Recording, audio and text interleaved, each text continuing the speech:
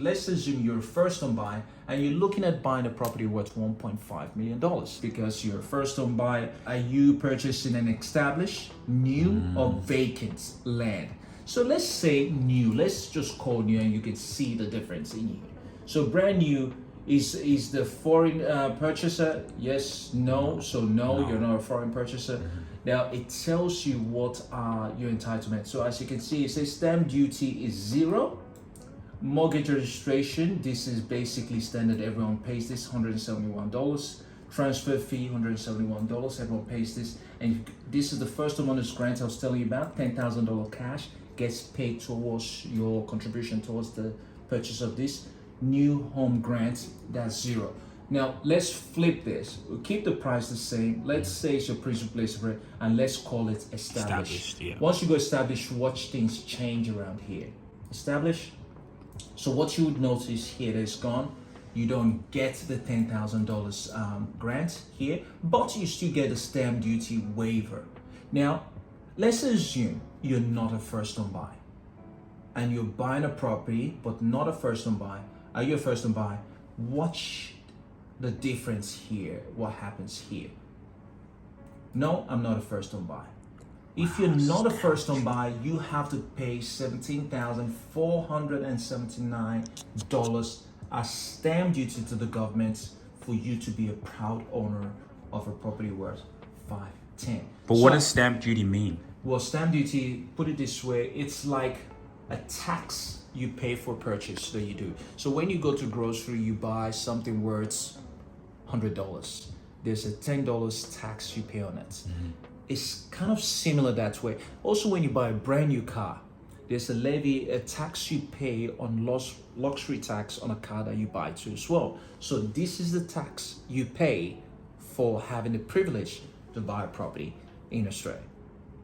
But as a first home buyer that has never owned a property, that tax gets waived, subject to you meet the criteria too as well. So let's assume, I'll show you something. Let's assume you're a first home buyer and you're looking at buying a property worth $1.5 million. You won't be eligible for that waiver.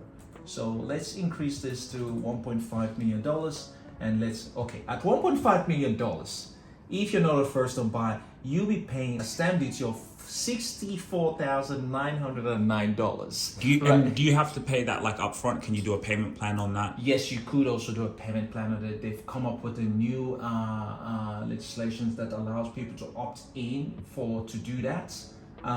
But let's assume you're a first home buyer. Say yes, you're a first home buyer. You notice still the same amount. But if we were to drop this amount down to $1 million, remember that price, $64,900. Drop this to $1 million, you notice that's gone half of that. So you get some sort of a concession on that. Yeah, the maximum amount you can buy that you get the full 100% stamp duty waiver in New South Wales as of today is $650. Anything above $650, there is some sort of concession you pay. You pay a small amount. So this is above 657. Oh no, I think they've increased it to 800. So let me go to 800 because I can see that hasn't changed. Oh yeah, so it's been increased to 800. Before it used to be 650. Now they've increased to 800. So if I go 850, let's see. All right, there you go. So just $50,000 more than 800,000. You're paying a stamp duty of $9,882.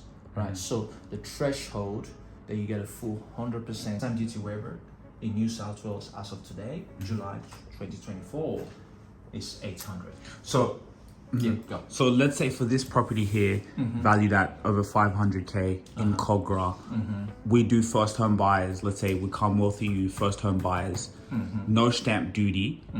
What is the minimum down deposit we would pay? You would have to come up with this minimum as 5%. So what is 5% of 510,000? So it's very simple. We're just going to do the math, right? Let me just telling you what that is. You'll be looking at 25,500. That's not bad. That's not bad at all. And this is so 25,500. But what we'll also do is you want to add things like your legal cost and your bank fees as well into this calculation. So I'll say allow for an extra $2,000, $3,000. So even if you're to add $2,000 in there as some sort of a buffer, you're looking at 27,000, or let's just round it up to 28,000 for you to be able to buy a property worth 510. Now, based on the property of the 510 and you're coming up with 27,000, remember you're borrowing 95% plus lender's mortgage insurance.